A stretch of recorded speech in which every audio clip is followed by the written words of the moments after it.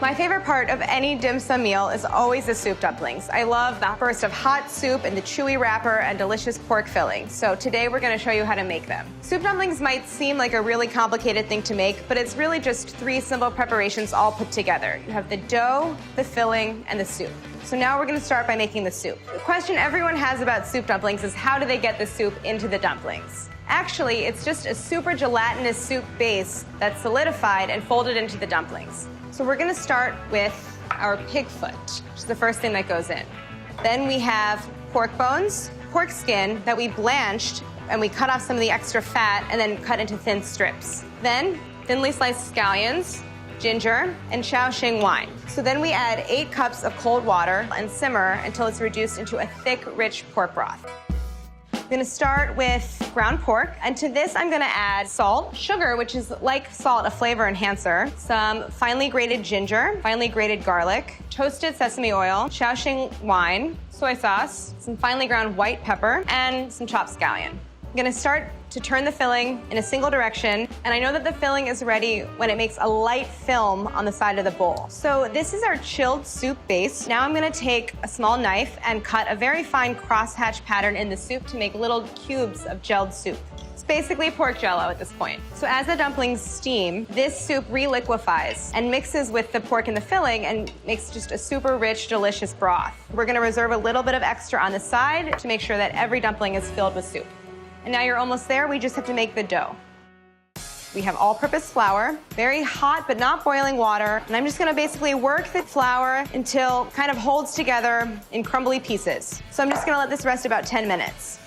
So the dough rested. Before I start kneading, I'm gonna add a little bit of vegetable oil, and now it's gonna start coming together into a single mass. When that happens, we can turn it out onto our work surface. Just gonna knead the dough, working it really well with both hands. The dough will go from being kind of lumpy and dry to a very smooth, firm consistency. So we're just gonna let that gluten relax and keep it wrapped in plastic so it doesn't dry out. We'll let it rest for about an hour. Okay, now we're ready to start rolling out the wrappers for our dumplings. There are a couple of key tools that you'll need to get started. One is a wooden dowel. Really cheap, you can buy them for about $1 each at a Chinese grocery store. A ruler and a bench scraper. I'm gonna start by cutting it into 4 pieces, and we're gonna work with one of these pieces at a time and keep the other pieces covered in plastic, again, so they don't dry out. I'm gonna roll it out into a snake 12 inches long.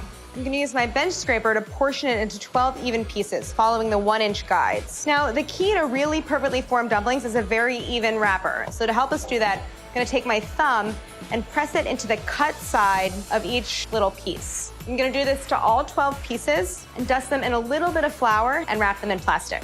I like to set myself up for success, kind of flatten out the piece into a circle with my thumbs first. You can have a little bit of flour on your work surface, not too much so you don't dry out the dough, and start rolling. And the key is to apply slightly more pressure to the wrapper as you move outward. So as you pleat, those thin edges gather up and don't make a super thick, chewy top of your dumpling. So here's my wrapper, 4 inches wide. See, it's very thin. The light can come through. And lay it across the upper palm and fingers of my non-dominant hand.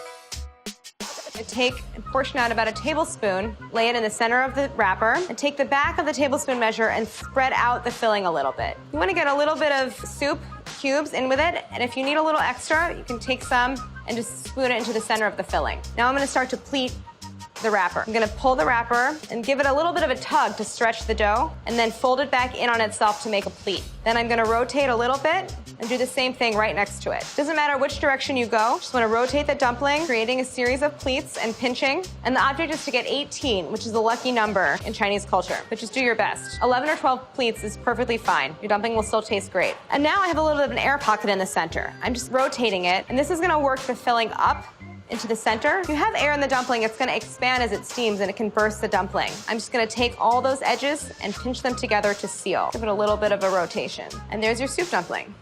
Now I'm going to add it to our prepared steamer basket, which is just a layer of Napa cabbage sprayed with a little bit of nonstick cooking spray. And I want to set them over a skillet of boiling water and let it go for 8 minutes.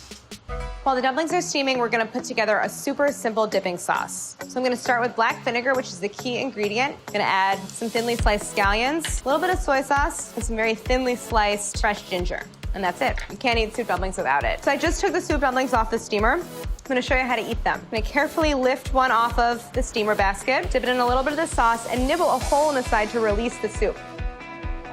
And I'm going to slurp. And I like to eat the whole thing in one bite.